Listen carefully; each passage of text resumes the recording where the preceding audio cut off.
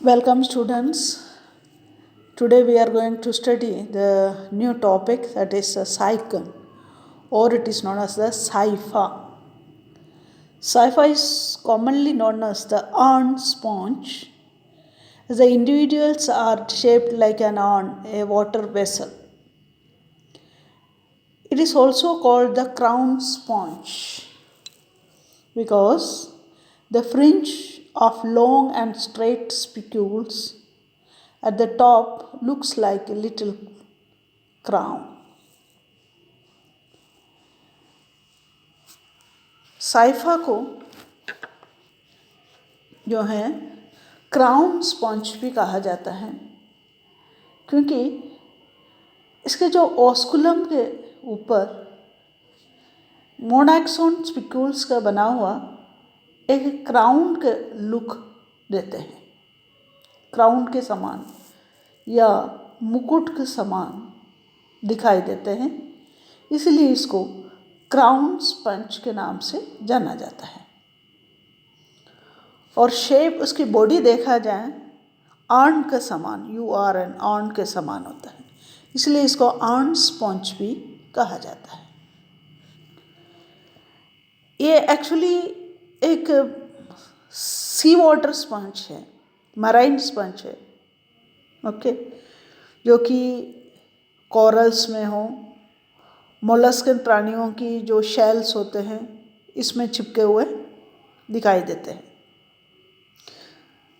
इसके क्लासिफिकेशन के अनुसार ये फाइलम जो है इसकी पोरिफेरा है, ओके, फाइलम पोरिफेरा, और क्लास जो है कैल्केरिया है, ऑर्डर दैट इज हेट्रोसीला, और जीनस इसका जो है साइकन है, ओके।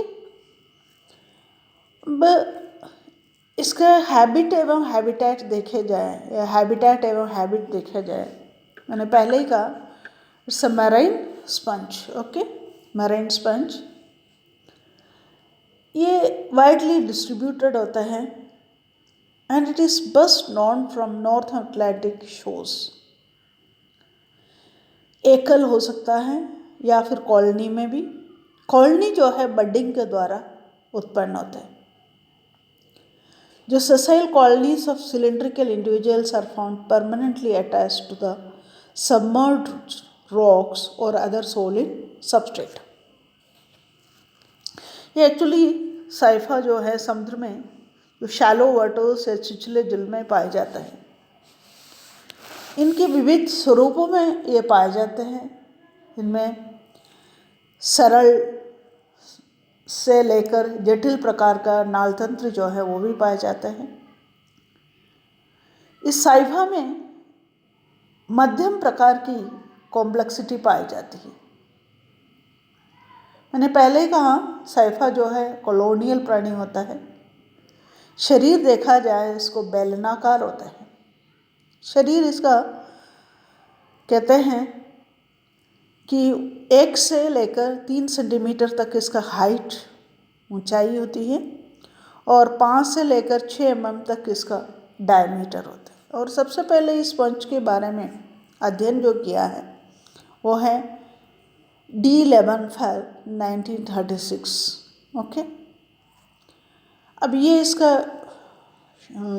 जो फिगर है या स्ट्रक्चर है ये एक्सटर्नल जो है यानी मॉर्फोलॉजी है। देखिए सबसे पहले मैंने कहा this is the cylindrical body, okay, that is the cylindrical body, this is the cylindrical body, okay. और पहले का जो मोनाक्सोन स्पिक्यूल्स का बना हुआ एक क्राउन के समान ओस्कुलम में पाया जाता है इसका, इसलिए इसको क्राउन स्पंज भी कहा जाता है। और स्पिक्यूल्स इसके बाहर की तरफ दिखाई देते हैं and this is the base, and इसी बेस के आधार पर बेस की सहायता से ये सबस्ट्रेटम पे चिपके होते हैं। Then this is the bud also, okay. Next we can say about the body structure. Actually Scypha के शरीर जो है डिप्लोब्लास्टिक होते हैं। डिप्लोब्लास्टिक में द्विजनस्तरीय शरीर, जो बाहर की ओर इसका पिनाकोडम होता है और आंतरिक स्तर जो है दैट इज द कोयानोडम, और दोनों स्तर के बीच में एक जो है इसकी एक नॉन सेलुलर मीसोग्लिया पाए जाते हैं। Okay, non cellular mesoglea, clear. और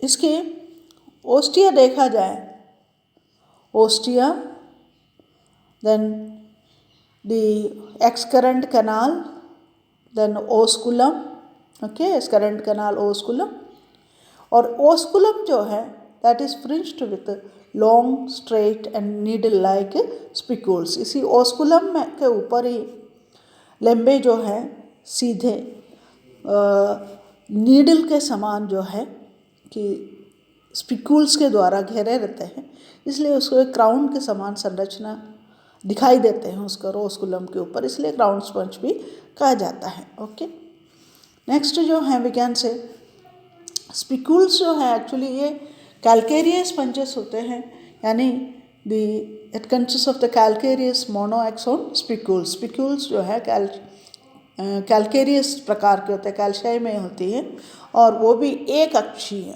मोनोएक्सोन स्पिक्यूल्स पाए जाते हैं। ओके, हिस्टोलॉजी, शरीर के अंदर जो सेल्स कौन कौन से पाए जाते हैं उसके बारे में यदि हम अध्ययन करें तो we can say the heading that is the histology of the cipher.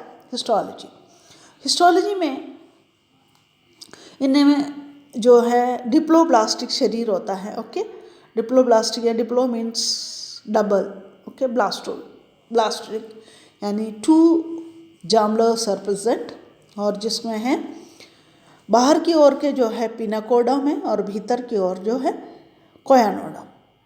तो और इन दोनों के बीच में एक जेलाटिनी लेयर पाए जाते हैं, मीसोहाइल। ओके, अब पहले हम इसको देखें दैट इज द पिनाकोडम। पिनाकोडम में वी कैन से बाहर की ओर एक्सोपिनाकोडम और भीतर की ओर दैट इज द एंडोपिनाकोडम उपस्थित होते हैं। तो पिनाकोडम, we can divide the pinacodum into 2 layers, outer that is the exopinacodum, inner that is the endopinacodum। ये एक्सोपिनाकोडम जो है वो कहाँ कहाँ पाए जाते हैं, वो है जैसे ओस्कुलम में ओस्टिया को छोड़कर शरीर के जो बाह्य सतह की ओर आस्तरित रहते हैं, एक्सोपिनाकोडम। ओके, और जो एंडोपिनाकोडम है वो इनकरेंट कनाल है, स्पंजोसील है को आस्तरित करता है। इसकी एक्चुअली उत्पत्ति जो है, ओरिजिन जो है, ये एक्टोडर्म से होती है, ठीक है ना, यानी एक्टोडर्म से उत्पन्न होने वाली जो लेयर है दैट इज द पिनाकोडम। पिनाकोडम में एक्सोपिनाकोडम एंड एंडोपिनाकोडम। तो एक्सो और एंडोपिनाकोडम शरीर के किन किन भागों में उपस्थित होते हैं वो भी मैंने आपको बताया ना। ये डायग्राम से बता देती हूँ मैं आपको, that is here it is the endopinacodum, okay, endopinacodum, and here it is the exopinacodum, okay, exopinacodum, और इन दोनों के बीच में that is the choanoderm layer. Okay, तो यहाँ जो मैंने आपको कहा एंडोपिनाकोडम जो है इनकरेंट कनाल्स में, ओके, देन स्पंजोसील, ओके, जो स्पंजोसील जो है, स्पंजोसील्स में ये क्या पाए जाते हैं, यानी इनमें स्पंजोसील और इनकरेंट कनाल्स, इनमें जो है वो स्पंजोसील में क्या पाए जाते हैं, एंडोपिनाकोडम के द्वारा आश्रित रहती हैं, क्लियर। और इसी तरह से एक्सोपिनाकोडम जो है वो ओस्कुलम एवं ओस्टियो को छोड़कर शरीर की जो बाह्य सतह की ओर अस्तरित रहती हैं। क्लियर?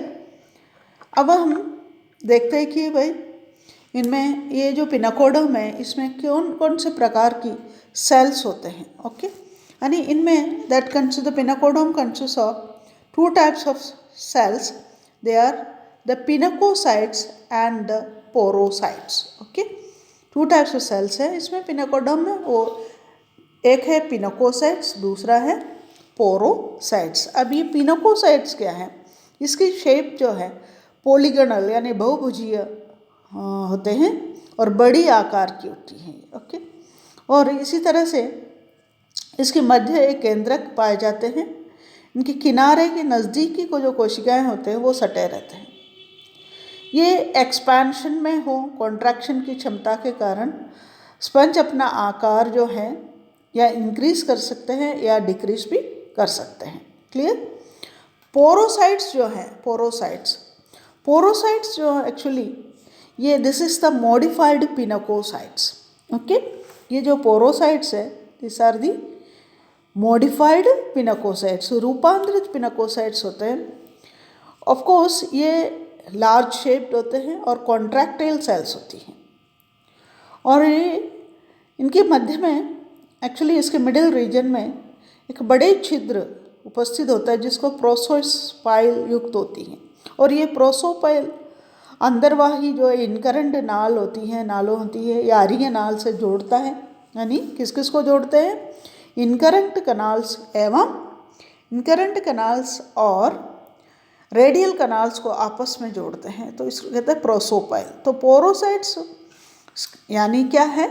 यानी modified pinacocytes, these are the modified pinacocytes and they are large shaped and contractile cells. In its middle portion it possesses the prosopile, and prosopile connects the incurrent canals to the radial canals. Okay, radial canals. Now next that is the choanodum. choanodum जो है वो internal layer होती हैं। Actually ये कहाँ स्थित होती है? कोएनोडम गैस्ट्रिक कैविटी में, ओके, और रेडियल कनाल्स में उपस्थित होती हैं। ओके, रेडियल कनाल्स में। अब बीच में नेक्स्ट थर्ड जो लेयर हम लोग यहाँ चर्चा करेंगे वो है मीसोहाइल, या फिर उसको कहते हैं mesenchyme. This is the gelatinous structure, यानी पारदर्शक पदार्थ से बना होता है, ट्रांसपेरेंट होते हैं, ट्रांसपेरेंट जो पदार्थ होते हैं, सब्सटेंस होते हैं, उससे बना हुआ था। इसमें you can see number of amoeboid cells. Okay, और अमीबोइड सेल्स के द्वारा जो कूट या स्यूडोपोडिया द्वारा मीसोहाइल में स्वतंत्र रूप से ये गमन भी कर सकती हैं। इनके विभिन्न प्रकार के कार्य होते हैं, ओके, फंक्शंस होते हैं, और इनको वन बाय वन अध्ययन करेंगे भी। ओके, और सबसे पहले हैं कोलेनोसाइट्स। क्या है? Collenocytes. This is the collenocytes. पहला है कोलेनोसाइट्स, और ये कोलेनोसाइट्स ब्रांच्ड इलोंगेटेड है। ब्रांच्ड जो कूटपाद या स्यूडोपोडिया इनमें पाए जाते हैं कोलेनोसाइट्स के अंदर। दूसरा है आर्कियोसाइट्स। ओके, आर्कियोसाइट्स मीसोहाइल में ये पाए जाते हैं। आर्कियोसाइट्स ये एक्चुअली मीसोहाइल में ये सामान्य रूप से पाए जाने वाली कोशिकाएं होती है। ओके, एक्चुअली आर्कियोसाइट्स जो हैं फूड या जो वेस्ट मटेरियल्स होते हैं उसके संवहन करते हैं, या अनडिफरेंशिएट भी होती हैं, अनडिफरेंशिएटेड या विभेदित कोशिकाएं भी होती हैं। इनमें जो स्पर्म्स हो और ओवा है, या जो सेक्सुअल रिप्रोडक्टरी जो स्ट्रक्चर्स होते हैं, जैसे एसेक्सुअल जो रिप्रोडक्टिव स्ट्रक्चर्स जैसे जम्यूल होते हैं, इनमें भेदित होने, डिफरेंशिएट होने की क्षमता रखती हैं। अंडरस्टैंड? सो ये सेल्स जो है टोटीपोटेंट होती हैं। टोटीपोटेंट यानी किसी भी सेल्स को ये जन्म दे सकते हैं। इनके कूटपाद जो है एक्चुअली इनके स्यूडोपोडिया जो है ब्लंट होते हैं, यानी archaeocytes are important cells, okay, archaeocytes, clear. तो आर्कियोसेल्स किस किन काम में आते हैं, जैसे फूड हो या वेस्ट मटेरियल्स हो, इसका ट्रांसपोर्टेशन करते हैं। They are undifferentiated cells, okay, and they can also produce a differentiate the sperms, ova, and also asexual gemmules, okay, and they are the totipotent cells, okay. Now next cells that is known as the thisocytes. Thisocytes actually lobos यानी पादप वाली कोशिकाएं होती हैं, और and they access the reservoir for the food material, reservoir के रूप में काम करते हैं, संचयन का कार्य करती हैं। Next set is the chromocytes. Chromocytes actually ये पिगमेंटेड सेल्स होते हैं। क्रोमोसाइट्स पिगमेंटेड सेल्स होती हैं और स्पंज को रंग देने का, कलर देने का, पिगमेंटेशन देने का काम करते हैं। नेक्स्ट ट्रोफोसाइट्स, ओके, ट्रोफोसाइट्स होते हैं। वो ट्रोफोसाइट्स का काम क्या है, ये जो कोशिकाएं होती हैं, ये जो सेल्स होती हैं, ये अनडाइजेस्टेड हो या कंप्लीटली जो डाइजेस्टेड, सेमी डाइजेस्टेड हो या डाइजेस्टेड जो फूड होते हैं, और इनमें वो फूड के पार्टिकल्स जो है इसमें पाए जाते हैं ट्रोफोसाइट्स में, क्लियर। फैगोसाइट्स नेक्स्ट है फैगोसाइट्स। ये अपने जो सुडोपोडिया है उसके द्वारा कोयानोसाइट्स जो सेल से भोजन जो है और फूड जो है ग्रहण करती है, फैगोसाइट्स। इसके अतिरिक्त ये एक्सक्रीटरी प्रोडक्ट्स होते हैं, कोई नष्ट हुए ऊतकों को भी ये ग्रहण करते हैं, जो भी सेल्स होती है। यानी कैसे, ये कोयानोसाइट्स कोशिकाओं से ये अपनी सुडोपोडिया की सहायता से भोजन ग्रहण कर लेती है, और उसके अतिरिक्त जो है एक्सक्रीटरी प्रोडक्ट्स होते हैं या जो डिसइंटीग्रेटेड सेल्स होते हैं उसको अभी ग्रहण कर लेते हैं, ओके। नेक्स्ट है मायोसाइट्स, ओके। मायोसाइट्स जो है एक्चुअली स्पिंडल शेप्ड सेल्स होते हैं, कॉन्ट्रैक्टाइल होती हैं। ये ओस्कुलम और एपोपेल के आसपास ही पाई जाती हैं। ये कोशिकाएं जो हैं पेशियों के मसल्स के भांति कार्य करती हैं। नेक्स्ट है स्क्लीरोब्लास्ट सेल्स। क्लीरोब्लास्ट सेल्स जो है इनका काम क्या है, क्लीरोब्लास्ट सेल्स की, क्लियर। जो स्क्लीरोब्लास्ट सेल्स है वो this manufacture the spicules, and according to the nature of product are known as the calcoblast, silicoblast और spongioblast। एक्चुअली ये स्पिक्यूल्स का निर्माण करते हैं, और स्पिक्यूल्स का भी ये जिस तरह के प्रोडक्ट ये बनाते हैं उसके अनुसार इसको कहते हैं कैल्कोब्लास्ट सेल्स, सिलिकोब्लास्ट सेल्स और स्पोंजियोब्लास्ट सेल्स, ओके। नेक्स्ट है gland sales, okay. Next that is the gland sales. और ये ग्लैंड सेल्स जो है These are attached to the body surface by long strands and secrete the slime. Slime produce करने का काम करते हैं, ओके। चिकना पदार्थ जो स्लाइम होती है उसका श्रावण करते हैं। नेक्स्ट है germ cells, okay. Germ cells जो है जनन कोशिकाएं होती हैं, ओवा एंड स्पर्म्स का प्रोडक्शन जो है आर्कियोसाइट से, यानी कोशिकाएं जो है मेल एवं फीमेल जो गैमेट्स होते हैं उसका निर्माण करती हैं, और आर्कियोसाइट्स के भेदन से या डिफरेंशिएशन से ही ये बनती है, ओके। अब these are the different types of diagram, different types of the cells, okay. Scypha में जो पाए जाने वाली डिफरेंट टाइप्स का सेल्स जो हैं वो कौन कौन से है, देखो। पिनाकोसाइट फर्स्ट जो है these are the pinacocytes. The next B, that is the myocyte. Then C, that is the porocytes, okay. Porocytes, okay. This is the porocyte, you clear. Then thisocyte है. Then chromocytes, here it is the chromocyte. This is the chromocyte, This here it is the pigment cells, the chromocytes. Then spicules formation में जो archaeocyte कैल्कोब्लास्ट और सिलिकोब्लास्ट use होते हैं. Okay.